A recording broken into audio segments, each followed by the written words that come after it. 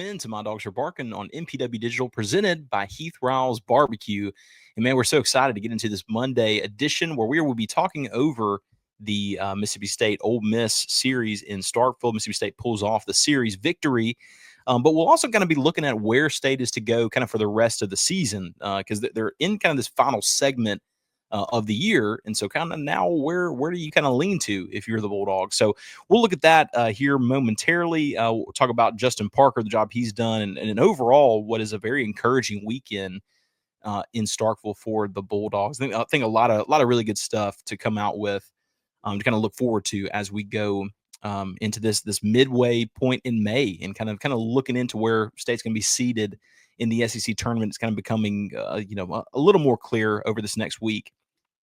So we will get into that. Hey, before we do that, we want to let you know that if we had like some sort of cool button that had like, new sponsor alert, man, we would hit it. We're so excited to welcome Heath Riles Barbecue as our presenting sponsor for MyDawgsPod.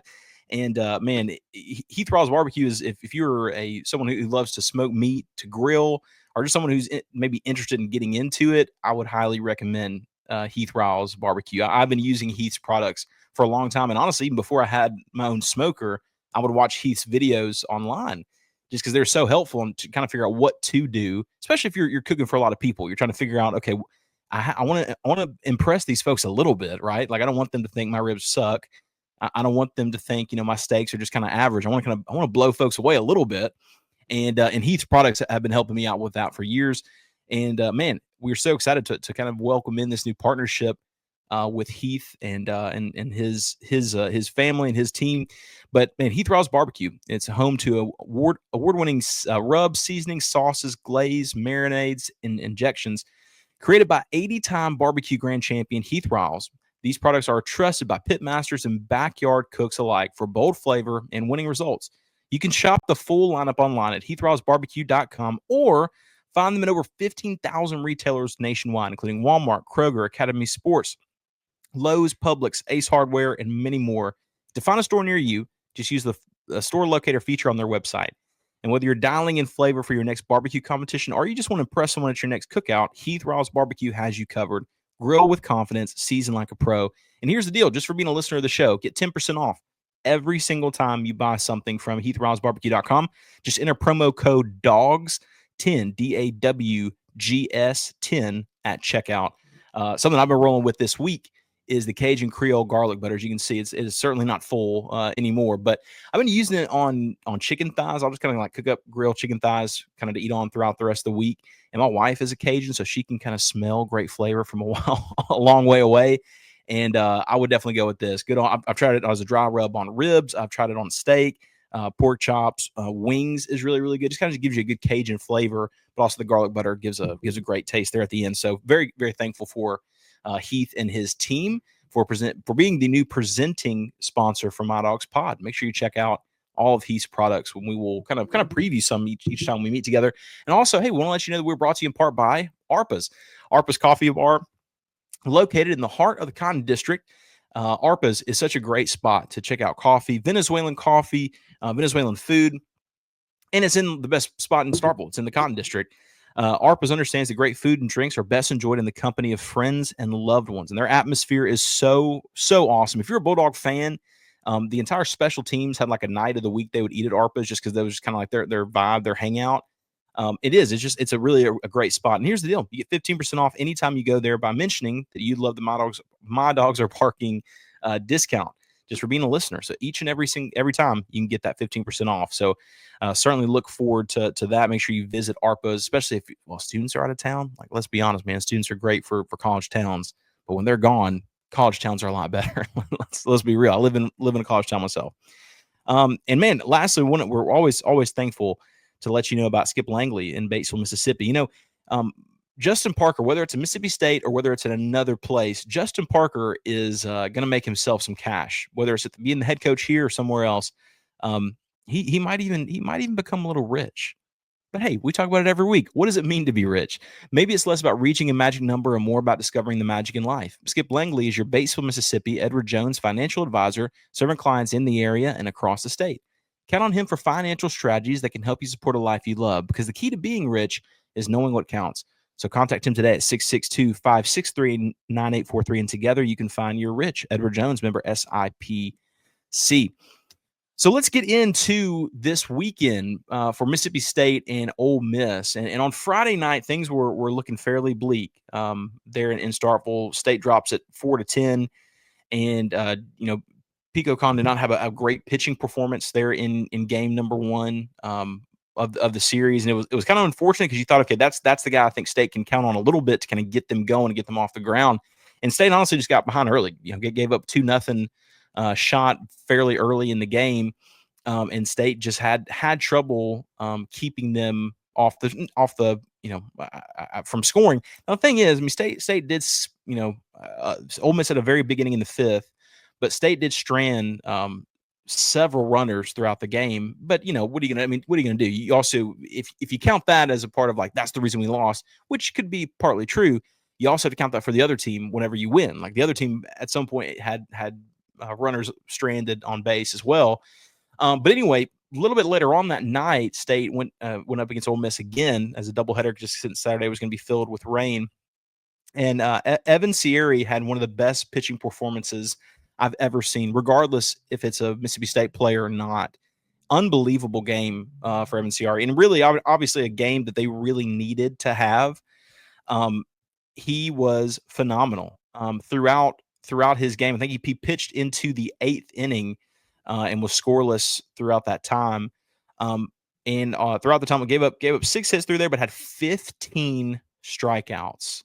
15 strikeouts. Unbelievable game for him. Ole Miss just could not hit it. The breaking balls that Evan Sierry was throwing out were really unreal. And even then, State wasn't phenomenal, on offense throughout that game. They got 2 runs there late in the 8th to kind of put the game fully away. Ole Miss came back and scored one on Ben Davis, who came in to close.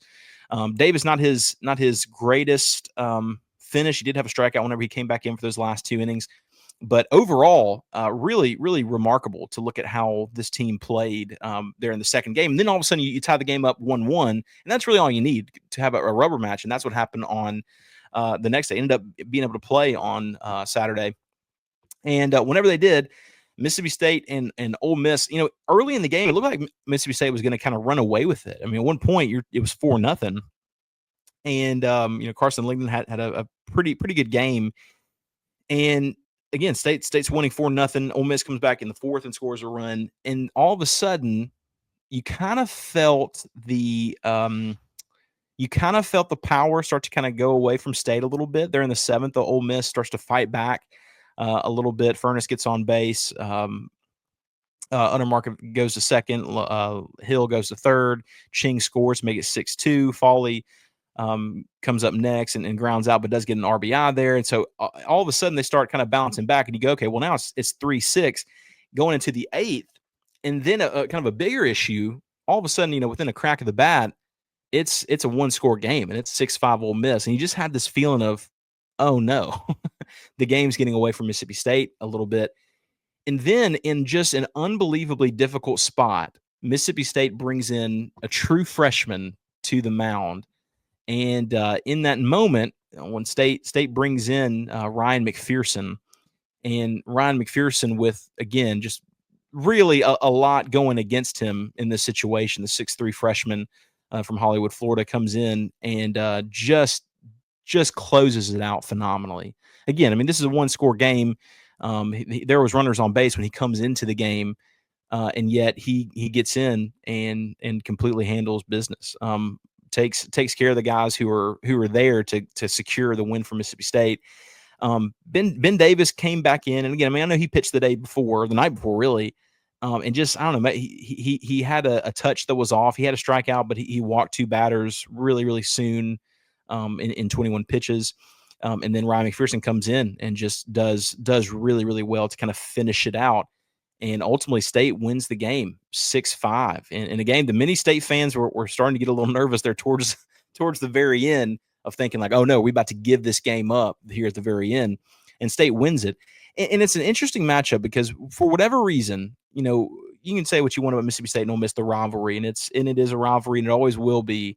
And hopefully there's a little bit less hate that there used to be, back in some time. I think you can credit Mike Leach and Lane Kiffin with that, with the way they kind of approach the game. But whenever you think about what they are now, State has just done really well against Mike Bianco for whatever reason. I mean, I don't have any sort of up and down reason what that is, because Ole Miss still has a good team. Ole Miss came into this game, ranked. I would assume they won't be ranked out of here because they were. We mentioned it kind of on the preview show. Ole Miss at this point is kind of looking for where they're going to be seated, like where are they going to be placed, almost like a March Madness kind of deal. Like whenever you're going into March Madness, what's it going to look like whenever you have you're in the tournament, but you're kind of trying to secure your seed, like Mississippi State was trying to do towards the end of the season. They didn't really help themselves very much.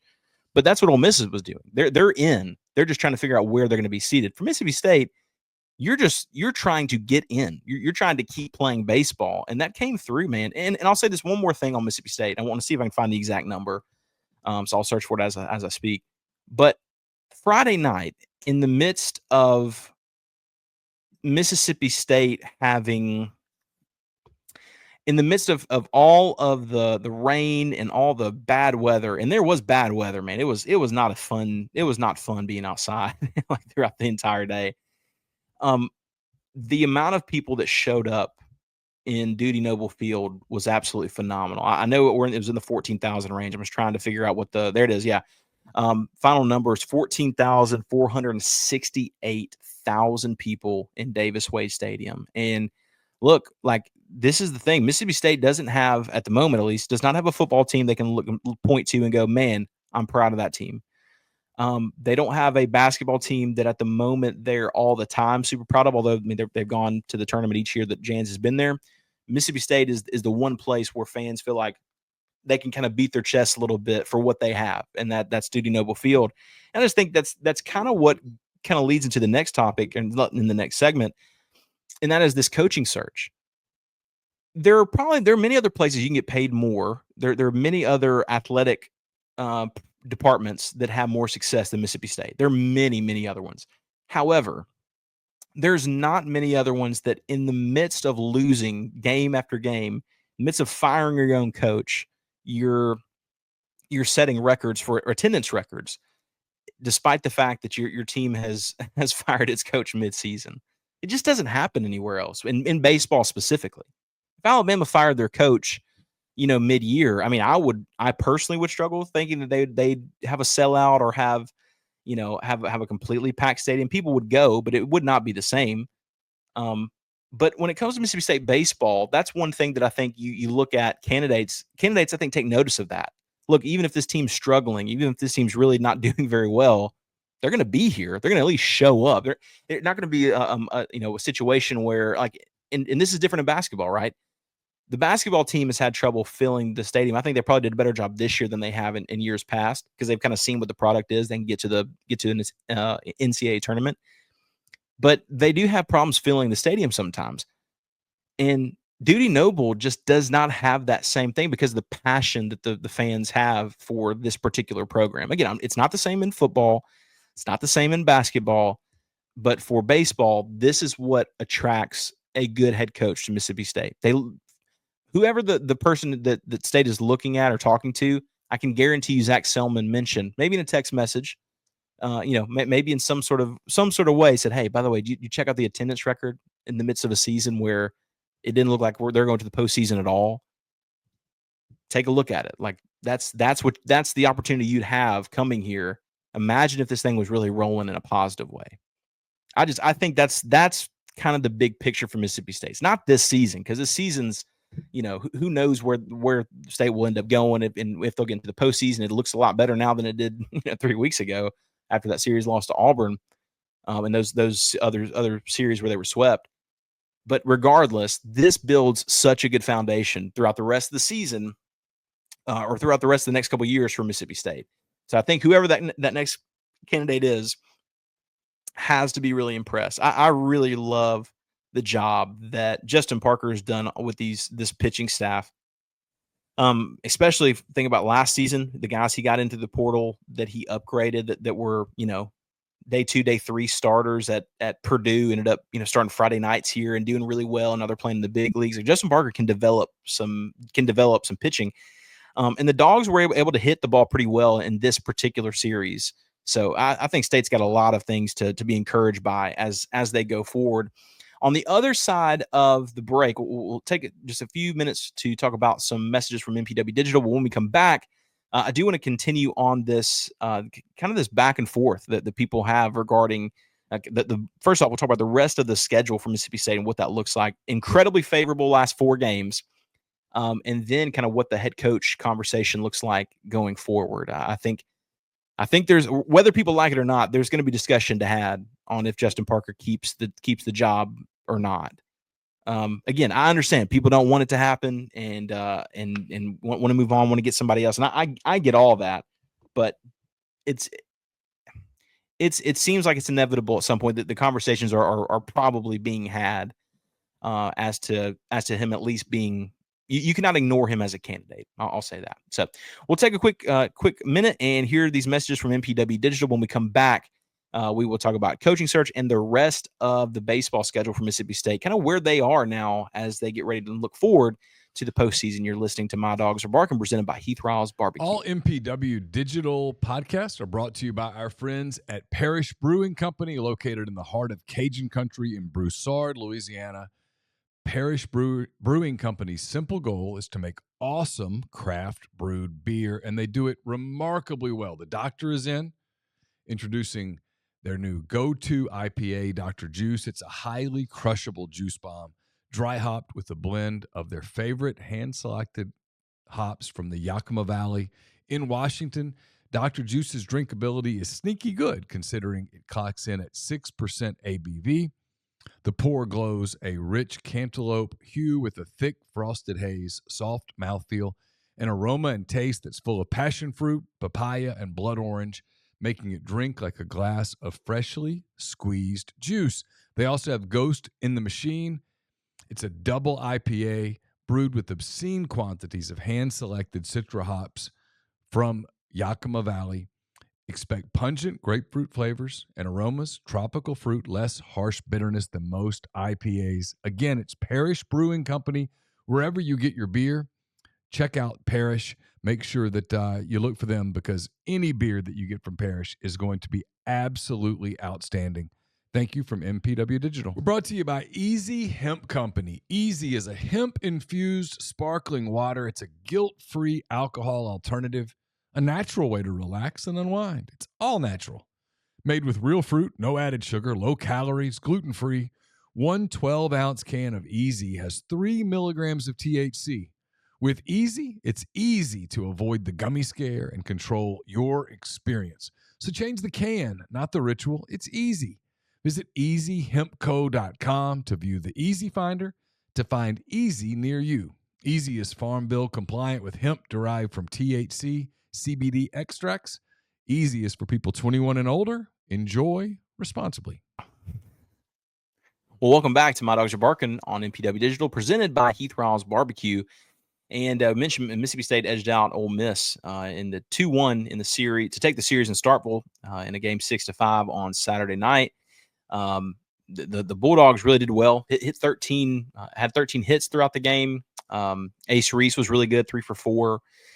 Gatlin Sanders had a couple of RBIs, singles throughout the game, and so State hit the ball really well. But Carson Ligdon also did really well in that final game. Had 7 Ks to help kind of keep Ole Miss at bay, and then Ole Miss really kind of scream back towards the very end of the game. But overall, State's got to be impressed by their effort there. So we look at Mississippi State throughout the rest of the season, and on Tuesday they've got North Alabama. Shout out to the UNA Lions. Shout out to that. I don't know any other school that has a Tiger living on its campus. Like, I know Mike the Tiger at LSU. Like, does Mike the Tiger live on campus? I don't know. He might. I don't think so. Could be wrong. But North Alabama has their own Tiger. North Alabama's a cool little school, man. I like Florence a lot. But after that, on Tuesday in a non-conference game, then they go on the road at Missouri. And Missouri, who was 0 of 24 coming into this weekend, had a series win against Texas A&M, and in an unbelievable turn of events, swept A&M, won every single game.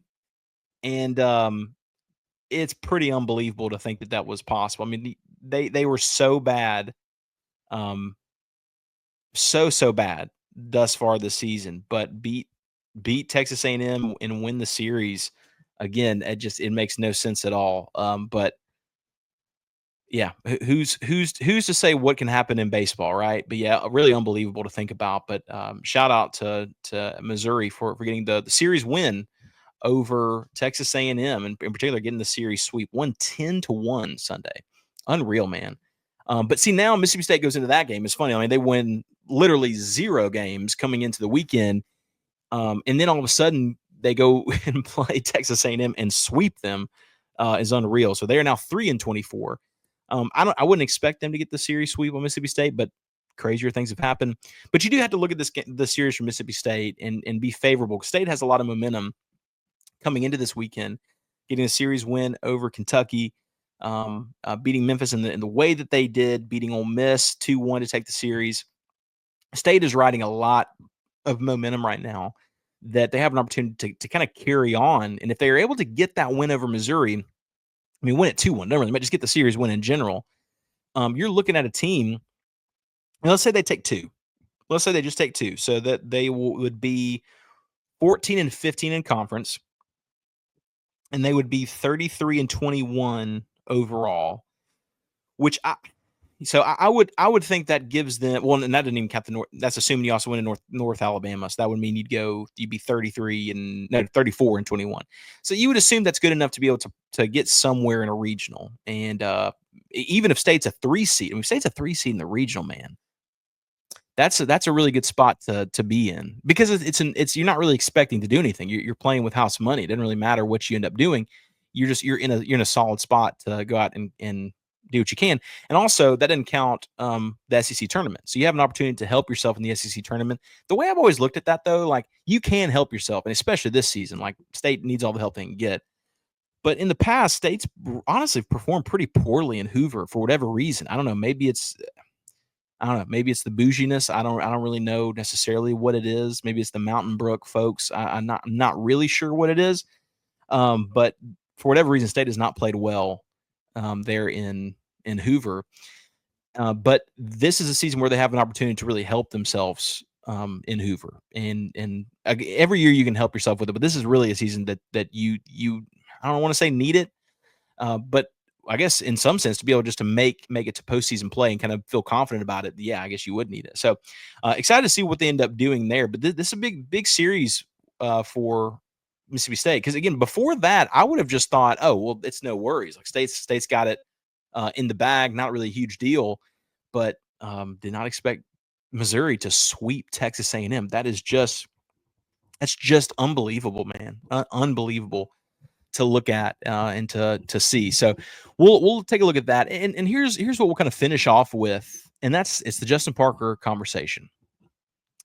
Took over a mess, an absolute mess, a dumpster fire, and has turned this team into potentially a postseason team, and not something that a lot of us expected out of this team.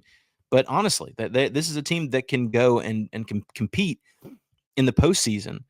And I think O'Connor at Virginia would probably, if I was the guy who's making the hiring call, I am not, but that's probably the guy I'd give a call, but just because of his success, and he's had an opportunity to kind of run a program. He's been very involved in the fundraising portion of it, which he wouldn't have to do as much of here at State, because Zach Selman's raising a ton of cash on things. He's not playing around, but that's a guy who's at least done it.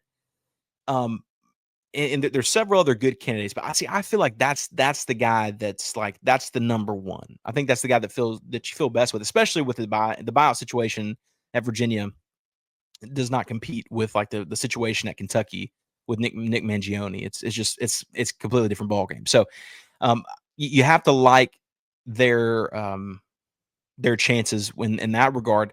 But again, you just cannot rule out Justin Parker for getting that spot. I know many people say no, absolutely not, and maybe that's the best thing. But there is no question Justin Parker is a very good coach, and he's proved that at Mississippi State in several ways by the way he's kind of used this pitching staff.